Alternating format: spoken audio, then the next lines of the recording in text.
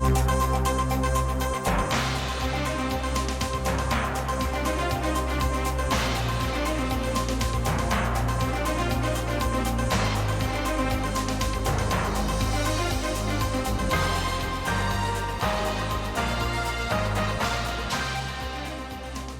Of America کے Washington studio سے میں ہوں ثاقب الاسلام اور میں ہوں سارا زمان۔ پاکستان کے وزیر داخلہ احسن اقبال واشنگٹن میں ہیں۔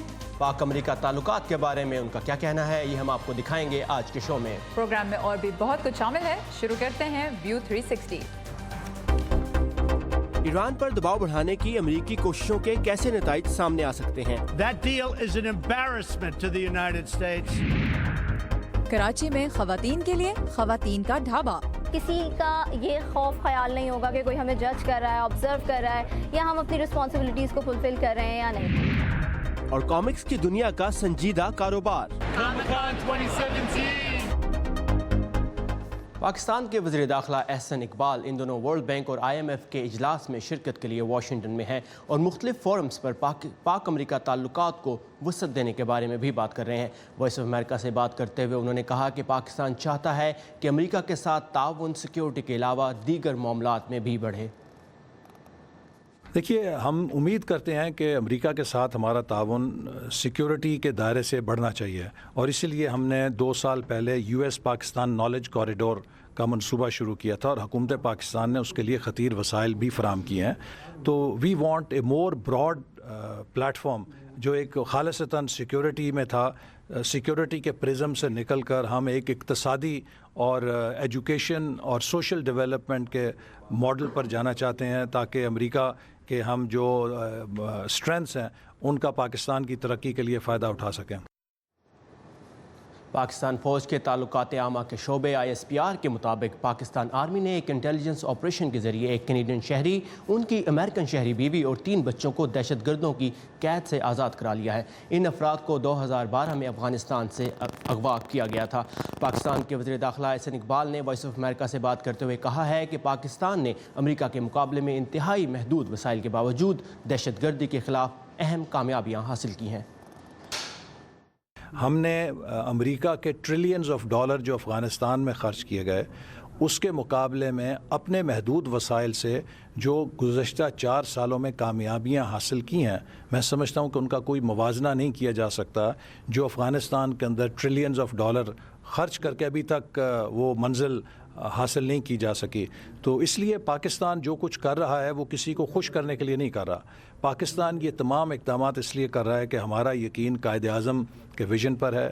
ہم پرامن پاکستان چاہتے ہیں تاکہ ہم پاکستان کے اکنامک پوٹینشیل کو ہارنس کر سکیں، پاکستان کو ایک اقتصادی قوت بنائیں، ایک ایشین ٹائیگر بنے، اور اس اقتصادی ترقی کے لیے امن ناگزیر ہے اور اس کا ایک حصہ ہے۔ تو پیس and development go hand in hand. Ahsan Iqbal Washington میں ورلڈ بینک اور IMF کے علاوہ مختلف تعلیمی اداروں اور تھنک ٹینکس میں بھی پاکستان کے موقف کے بارے میں بات کر رہے ہیں۔ اور اگلے 48 گھنٹوں کے دوران امریکی صدر ڈونلڈ ٹرمپ یہ فیصلہ کریں گے کہ کیا ایران کے ساتھ 2015 میں ہونے والے ایٹمی معاہدے پر اس کی جانب سے عمل درآمد پر وائٹ ہاؤس مطمئن ہے یا نہیں۔ یہ تاریخی معاہدہ کیسے طے پایا اور امریکہ کے پاس خود کو اس سے الگ کرنے سے متعلق کیا آپشنز ہیں، آئیے دیکھتے ہیں اس رپورٹ میں۔ ایران کے ساتھ ایٹمی سمجھوتہ طے پانے میں سالوں لگے اور جنوری 2016 میں یہ ڈیل مکمل ہوئی۔ جرمنی سمیت اقوام متحدہ کی سیکیورٹی کونسل کے 5 مستقل اراکین نے ایران کے ساتھ مل کر طے کیا کہ اب ایران ایٹمی توانائی کا استعمال نہیں کرے گا۔ اس سمجھوتے کے نتیجے میں ایران پر 10 سال سے لگی بین الاقوامی پابندیاں بھی اٹھ گئی تھیں، جن کی وجہ سے ایران کا لاکھوں ڈالر کا سرمایہ منجمد تھا۔ لیکن امریکی صدر ڈونلڈ ٹرمپ سابق صدر براک اوباما کے دور میں ہونے والے اس معاہدے سے خوش نہیں تھے۔ ان کا کہنا تھا کہ اگر وہ صدر منتخب ہوئے تو یہ سمجھوتا توڑ دیں گے۔ ایران کے ساتھ ہونے والا ایٹمی معاہدہ امریکہ کی طرف سے کیے جانے والے بدترین سمجھوتوں میں سے ایک تھا۔ یہ ایک یک طرفہ ڈیل تھی۔ 2015 میں بیشتر ریپبلکن سینیٹرز نے کانگریس کے سامنے کچھ تجاویز رکھی تھی اور اس سمجھوتے کے نتیجے میں ایران کو ملنے والی مراعات پر غور کرنے کی پیشکش کی تھی۔ ریپبلکن سینیٹرز نے صدر سے یہ مطالبہ کیا تھا کہ امریکہ کے تحفظ کے لیے ضروری ہے کہ صدر ہر 90 دن بعد کانگریس کو رپورٹ کریں کہ آیا ایران اس سمجھوتے کی پاسداری کر رہا ہے یا نہیں۔ Congress has a 60-day window to act if the president does not certify the deal. اگر کانگریس اس سمجھوتے کو جاری رکھنے کا فیصلہ کرتی ہے تو تیز رفتار قانونی طریقہ کار کے ذریعے اکثریتی ووٹس کی مدد سے ایران پر لگنے والی بین الاقوامی پابندیاں اٹھائی جا سکتی ہیں۔ that will really speed their way through. They only need a majority vote to do it. کچھ تجزیہ کار سوال اٹھا رہے ہیں کہ اگر صدر ٹرمپ اس معاہدے کی تصدیق نہیں کرتے تو یہ ڈیل جو joint comprehensive plan of action بھی کہلاتی ہے ٹوٹ سکتی ہے۔ اگر صدر ٹرمپ اس سمجھوتے کی تصدیق نہیں کرتے تو اس کا مطلب یہ نہیں کہ امریکہ اس معاہدے سے دستبردار ہو رہا ہے۔ صدر ٹرمپ کی طرف سے تصدیق نہ کیے جانے کے امکان نے امریکہ کے حلیف ممالک کو بھی ناراض کر رکھا ہے۔ بین الاقوامی برادری ایسے معاہدے کو توڑنے کی متحمل نہیں ہو سکتی جس سے مثبت نتائج موصول ہو رہے ہیں۔ اگر معاہدے کی تصدیق نہ ہونے سے یہ ٹوٹ جاتا ہے تو ایران دوبارہ ایٹمی توانائی کا استعمال شروع کر سکتا ہے۔ اگر کوئی بھی اس معاہدے سے نکلا، اس کی خلاف ورزی کی یا پھر اس میں کیے گئے وعدوں کو توڑا تو پھر یہ ہماری مرضی ہے کہ ہم اپنے ملک کی سلامتی اور بھلائی کے لیے جو صحیح سمجھیں وہ کریں۔ صدر ڈونلڈ ٹرمپ اگر اس معاہدے کی پاسداری نہیں کرتے تو اس کے نتیجے میں امریکہ کے بین الاقوامی برادری سے تعلقات کشیدہ ہو سکتے ہیں۔ مارگریٹ بشیر کے ساتھ سحر ماجد، اردو VOA۔ اور ٹرمپ انتظامیہ ایران پر صرف جوہری معاہدے کے ذریعے ہی دباؤ نہیں بڑھا رہی بلکہ ایرانی فوج کی اہم شاخ پاسداران انقلاب کو دہشت گرد تنظیم قرار دینے پر بھی غور کر رہی ہے۔ پاسداران انقلاب کا ملکی معاملات میں انتہائی اہم کردار ہے اور ایران نے خبردار کیا ہے کہ امریکہ اس کے محافظوں کو دہشت گرد قرار دے کر داعش کا طرفدار دکھائی دے گا۔ لیکن واشنگٹن میں تجزیہ کاروں کا کہنا ہے کہ ایران کے بڑھتے ہوئے اثر و رسوخ کو روکنے کے لیے امریکہ کو کچھ نہ کچھ تو کرنا ہوگا۔ مزید تفصیلات امان اظہر کی اس رپورٹ میں۔ ایران کی حکومت دہشت گردی کی حمایت کرتی ہے اور مشرق وسطی میں تشدد، قتل و غارت اور افراتفری پھیلا رہی ہے۔ اس وجہ سے ہمیں ایران کی جارحیت اور ممکنہ جوہری عزائم کو ہر صورت روکنا ہے۔ انہوں نے معاہدے کی روح سے روگردانی کی ہے۔ صدر ٹرمپ کی ایران نیوکلیئر ڈیل پر تنقید نئی نہیں۔ سپٹمبر میں اقوام متحدہ کی جنرل اسمبلی میں اپنے خطاب میں بھی انہوں نے ایران ڈیل کو شرمناک قرار دیا تھا۔ Frankly, that deal is an embarrassment to the United States. جہاں وائٹ ہاؤس ایران جوہری معاہدے کو اس کی حالیہ صورت میں جاری رکھنے پر آمادہ نظر نہیں آ رہا، وہیں واشنگٹن میں کچھ ماہرین بھی ان دنوں اس موقف کی تائید کرتے نظر آتے ہیں کہ ایران جوہری معاہدے کے تحت ملنے والی نرمیوں کا فائدہ اٹھاتے ہوئے اپنے علاقائی اثر و رسوخ کو بڑھا رہا ہے۔ ان ماہرین کی رائے میں ایران ایسا نئی زمینی راہداریاں قائم کر کے کر رہا ہے۔ زمینی رابطہ دراصل 3 راستوں پر مبنی ہے۔ اگر آپ ان سبز لکیروں کو دیکھیں تو یہ ایران کے لیے شام پہنچنے کے لیے موزوں راستے ہیں اور یہ دونوں راہداریاں بغداد سے ہو کر جاتی ہیں۔ اس کے علاوہ تیسرا راستہ بھی ہے، تو یہ زمینی راہداریاں قائم ہو چکی ہیں۔ امریکن فورن پالیسی کونسل سے منسلک ایلان برمن اس معاملے کو اوباما انتظامیہ کے ایران کی جانب رویے سے جوڑتے ہیں۔ پچھلی انتظامیہ نے درستہ طور پر ایران اسٹریٹجی پر کام نہیں کیا کیونکہ انتظامیہ کی بنیادی توجہ ایک مخصوص معاملے پر مرکوز تھی جو کہ ایران کے جوہری پروگرام سے متعلق تھا۔ میرے خیال میں ایسی پرزور وجوہات موجود ہیں جن کی بنیاد پر انتظامیہ جوہری معاہدے کی توثیق سے انکار کر سکتی ہے۔ پھر ان معاملات کو دیکھنا ہوگا جیسے دمشق یا صنعا یا پھر بیروت اور عراق میں ایران کا بڑھتا اثر و رسوخ۔ مائیکل پریچن بھی اسی سوچ کے حامی نظر آتے ہیں۔ جتنا ہم ایرانی رویے سے نظریں چرائیں گے اتنی ہی ہماری آپشنز محدود ہوتی جائیں گی۔ مجھے یقین ہے جیسے ہی ایران نے شمالی کوریا کی مانند دفاعی قابلیت حاصل کر لی جو ایران کے اعتبار سے اسرائیل کو سزا دینے کی صلاحیت ہوگی، تو پھر ایران جوہری معاہدے کی خلاف ورزی شروع کر دے گا۔ توقع کی جا رہی ہے کہ امریکی انتظامیہ ایران معاہدے کی توثیق نہیں کرے گی، لیکن ماہرین کی رائے میں ایسا کرنے سے نہ صرف بین الاقوامی برادری کی سفارتکاری کے ذریعے مسائل حل کرنے کی اہلیت متاثر ہوگی بلکہ ایسی یک طرفہ اقدام سے خود امریکہ بھی سفارتی تنہائی کا شکار ہو سکتا ہے۔ امان اظہر، اردو VOA، واشنگٹن۔ اور عراق کے کردستان کی حکومت گزشتہ ماہ آزادی کے حق میں ریفرینڈم کے بعد اب بغداد کی مرکزی حکومت سے مذاکرات کی کوششوں میں اضافہ کر رہی ہے۔ اس متنازع ریفرینڈم کو عراق کی مرکزی حکومت غیر آئینی قرار دے کر مسترد کر چکی ہے، جس کے بعد سے بغداد نے عراقی کردستان کی سرحدوں اور ایئرپورٹس کا کنٹرول سنبھال کر بین الاقوامی پروازیں منسوخ کر رکھی ہیں اور بینکوں کے ساتھ کاروباری سرگرمیاں بھی انتہائی محدود کر دی ہیں۔ عراقی کردستان کے صدر مسعود برزانی نے کہا ہے کہ وہ اس اجتماعی سزا کو ختم کرنے کے لیے بغداد کے ساتھ ہر قسم کے مذاکرات کے لیے راضی ہیں۔ عراق کی سپریم جوڈیشل کونسل نے گزشتہ روز کرد ریفرینڈم کمیشن کے سربراہ اور ان کے 2 ساتھیوں کی عدالتی حکم کے خلاف ریفرینڈم کرانے پر گرفتاری کے وارنٹ بھی جاری کیے۔ عراقی کردستان پر دباؤ ڈالنے میں ایران اور ترکی بھی عراق کا ساتھ دے رہے ہیں۔ کیلیفورنیا کی وائلڈ فائرز کے بارے میں بتائیں گے آپ کو کچھ دیر میں، اور نیو یارک کے کامک کون میں بھی لے چلیں گے آپ کو کچھ تمام میں، جہاں دنیا بھر کے سپر ہیروز اکٹھے ہوتے ہیں اور دنیا بھر سے اہم خبریں اور آپ کو ملیں گی ہماری ویب سائٹ urduvoa.com پر، جہاں اس وقت آپ کراچی میں ایک عدالت کی طرف سے ایک مجرم کو 1 سال تک سڑک پر پلیک کارڈ اٹھا کر کھڑا ہونے کی انوکھی سزا دیے جانے کے بارے میں رپورٹ پڑھ سکتے ہیں۔ اور اس کے علاوہ پروگرام میں ورلڈ ویو بھی شامل ہے، اور ہم آپ کو کچھ پاکستانی خواتین سے بھی ملوائیں گے جو ایک خاص طرح کا ڈھابا چلا رہی ہیں۔ لیکن پہلے دیکھتے ہیں دنیا بھر سے ملنے والی کچھ اہم خبروں کی جھلکیاں ہمارے ڈیلی سیگمنٹ ورلڈ ویو میں۔ فلسطینی گروپ حماس کا کہنا ہے کہ اس کی اپنی حریف جماعت فتح کے ساتھ غزہ کی پٹی کے کنٹرول کے حوالے سے مصالحت ہو گئی ہے۔ دونوں گروپوں کے درمیان 2 روز تک جاری رہنے والے مذاکرات کی میزبانی مصر کی جانب سے کی گئی تھی۔ میانمار کے آرمی چیف نے روہنگیا ایشو پر بیان دیتے ہوئے کہا ہے کہ روہنگیا میانمار کے آبائی رہائشی نہیں ہیں اور میڈیا میانمار سے بھاگنے والوں کی تعداد میں مبالغہ آرائی سے کام لے رہا ہے۔ آرمی چیف کا یہ بیان ان کی امریکی سفیر سے ملاقات کے بعد ایک فیس بک پوسٹ کے ذریعے سامنے آیا ہے۔ ویتنام میں سیلاب اور مٹی کے تودے گرنے سے 37 افراد ہلاک اور 40 لاپتہ ہو گئے ہیں۔ 6 صوبوں میں آنے والے اس طوفان میں اب تک 16,000 مکان تباہ ہو چکے ہیں۔ سنگاپور کے چڑیا گھر نے سفید گینڈے کے 1 ماہ کے بچے کو عوام کی نمائش کے لیے پیش کر دیا ہے۔ بچے کو اوبان کا نام دیا گیا ہے، جو 4 ہفتوں تک اب 6 سفید گینڈوں کے ساتھ عوامی تفریح کے لیے بنائے گئے احاطے میں رہے گا۔ امریکی ریاست کیلیفورنیا کے شمالی علاقے میں 22 مقامات پر کئی روز سے آگ بھڑک رہی ہے، جس پر تیز ہواؤں کے باعث ابھی تک قابو نہیں پایا جا سکا ہے۔ اس آفت سے اب تک کم از کم 23 افراد ہلاک اور ہزاروں عمارتیں جل کر خاک ہو چکی ہیں۔ اس سرسبز و شاداب علاقے کا منظر اس وقت کیا ہے، دیکھتے ہیں عائشہ خالد کی اس رپورٹ میں۔ یہ کیلیفورنیا کی سونوما کاؤنٹی کے رہائشی ڈیو لارسن ہیں۔ ڈیو کیلیفورنیا میں بڑے پیمانے پر لگی آگ سے دربدر ہونے والے دسیوں ہزاروں امریکیوں میں شامل ہیں۔ I had intentions of staying and fighting the fire, but there were میرے گھر کے پیچھے اتنی زیادہ آگ لگی تھی کہ رات میں دن کا سما تھا۔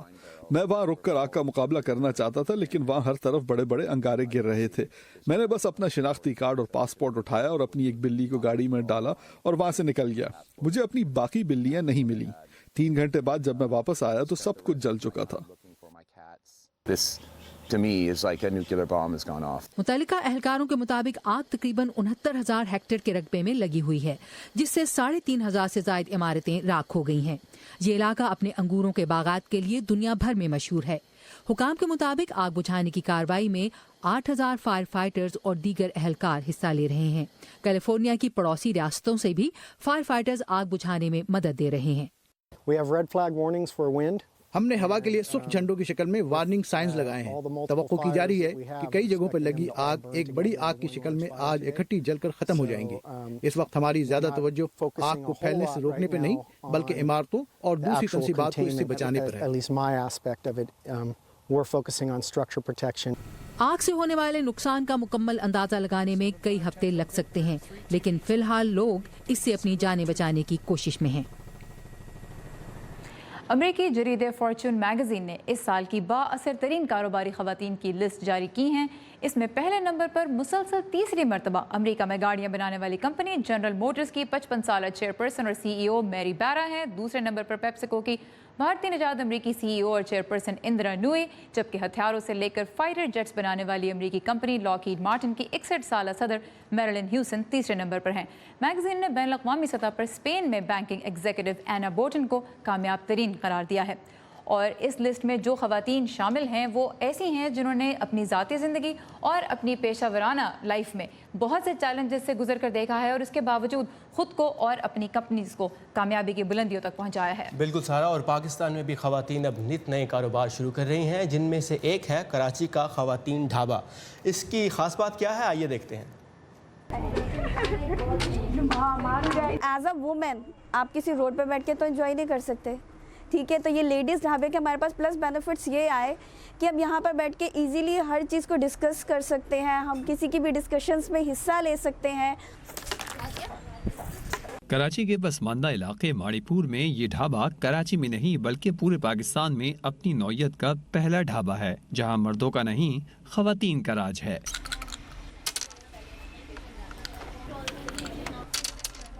ان خواتین کو جب گھر کی ذمہ داریوں سے چند لمحوں کے لیے فرصت ملتی ہے تو وہ اس ڈھابے پر کھینچی چلی آتی ہیں. ان کا کہنا ہے کہ اس ڈھابے سے انہیں صحت مند سرگرمی میسر آ رہی ہے. اس ڈھابے سے ہمیں بہت سارے فائدے ملتے ہیں اور اپنی الجھنوں سے بھی نا تھوڑا سا چھٹکارا ہمیں مل جاتا ہے کہ چلے اس پہ سے ہم بیٹھے ہوئے ہیں, بات کر رہے ہیں کسی سے, یا کوئی لڑکیاں ہمارے پاس آتی ہیں, ہنسی مذاق کرتی ہیں, کھاتی ہیں, پیتی ہیں.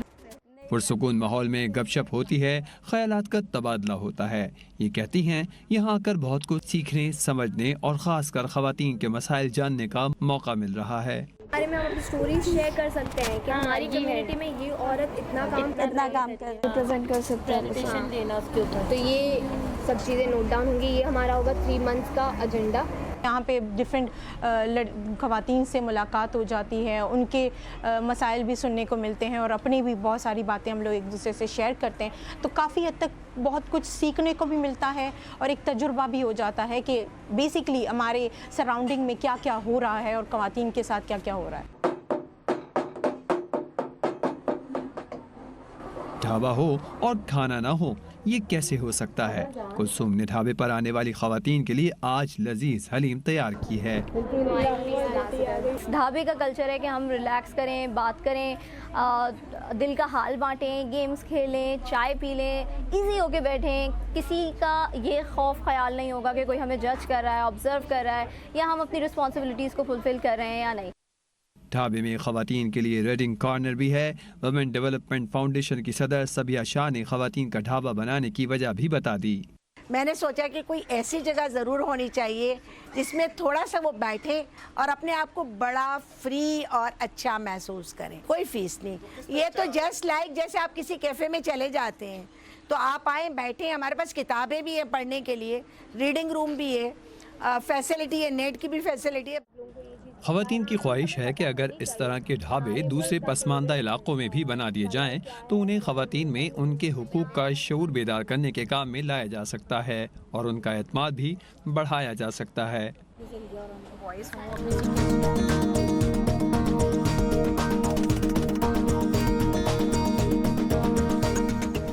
ہیضہ ایک قابل علاج مرض ہے, پھر بھی عالمی ادارہ صحت کے مطابق ہر سال اس سے دنیا بھر میں تقریباً 1.5 لاکھ تک اموات ہوتی ہیں.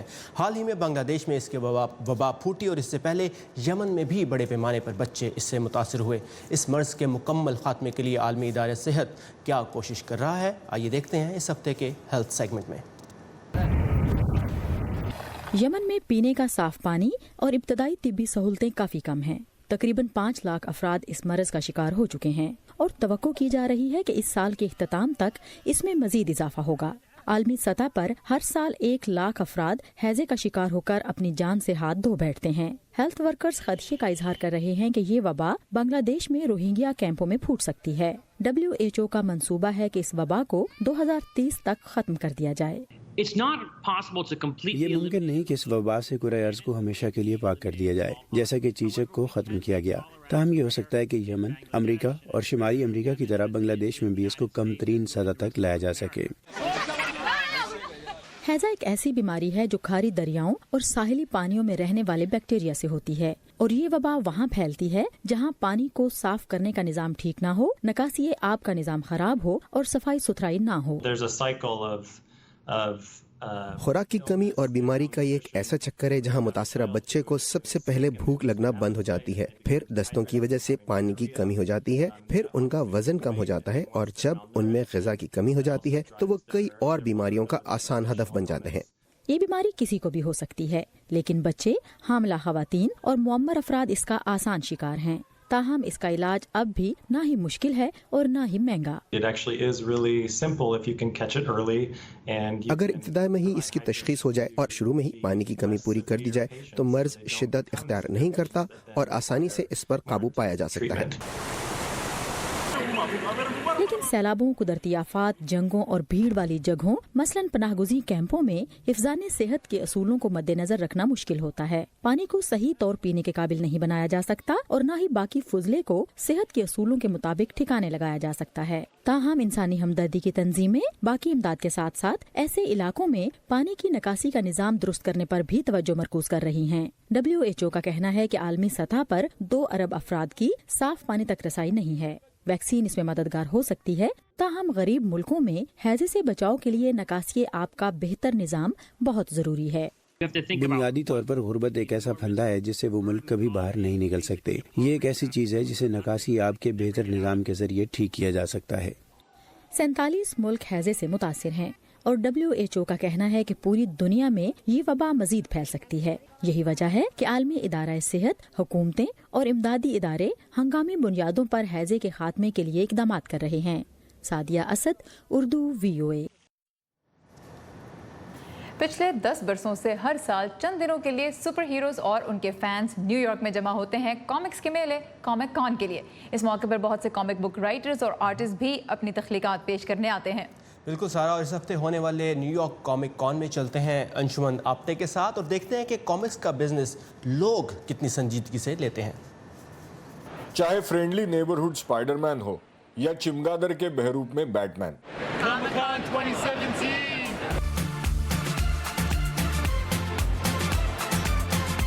इस अनोखे कॉमिक कन्वेंशन में कार्टून्स की दुनिया के तमाम कैरेक्टर्स अपने फैंस का दिल लुभाने आए हैं। न्यूयॉर्क सिटी के मशहूर जेकब जेविट सेंटर में होने वाला कॉमिक कॉन एक ट्रेड शो है जिसमें कॉमिक्स, एनिमेशन और एंटरटेनमेंट इंडस्ट्री की बड़ी कंपनियां, आर्टिस्ट्स और वेंडर्स शामिल होते हैं। अगर आपको एनिमेशन पसंद है तो यहाँ आपके लिए कुछ न कुछ है। अगर आप गेम्स खेलते हैं तो हमारे पास कई गेम्स मौजूद हैं। अगर आप टीवी को पसंद करते हैं तो हमारे पास इस साल बहुत ही अच्छा लाइनअप है। अगर आप मूवी के फैन हैं या कॉमिक किताबें पसंद करते हैं तो हमारे पास वो सब कुछ है।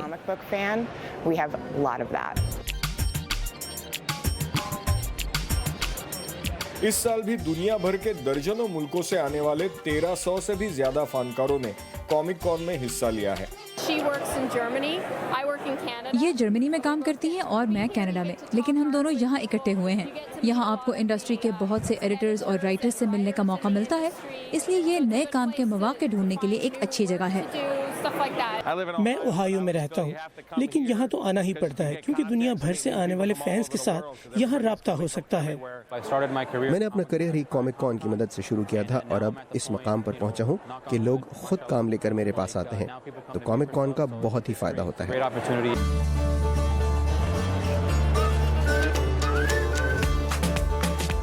लेकिन कॉमिक्स के दीवाने फैंस के लिए कॉमिक कॉन किसी मेले से कम नहीं। अपने पसंदीदा कैरेक्टर्स के लिबास पहनकर लाखों की तादाद में फैंस कॉमिक कॉन देखने आते हैं और अपनी फेवरेट कॉमिक्स, गेम्स या टॉयज की शॉपिंग करते हैं। मैं डिज्नी प्रिंसेस एल्सा बनी हूँ और अपने छोटे कजन के साथ यहाँ आई हूँ।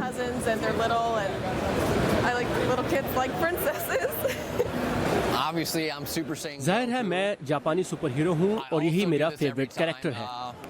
It's just my favorite character of all time. I liked it a lot, a lot.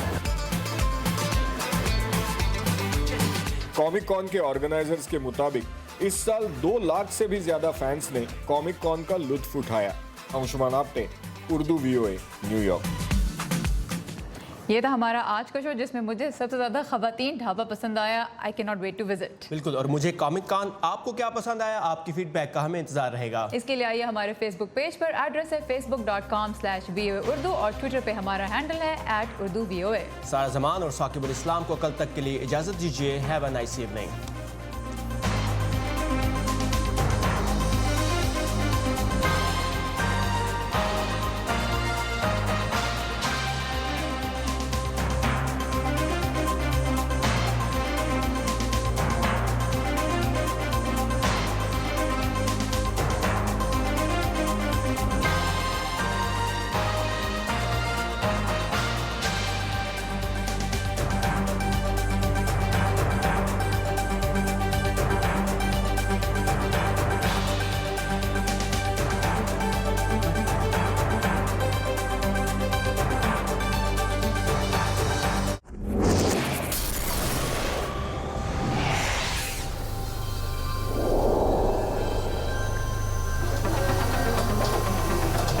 Sometimes it takes a village to save lives.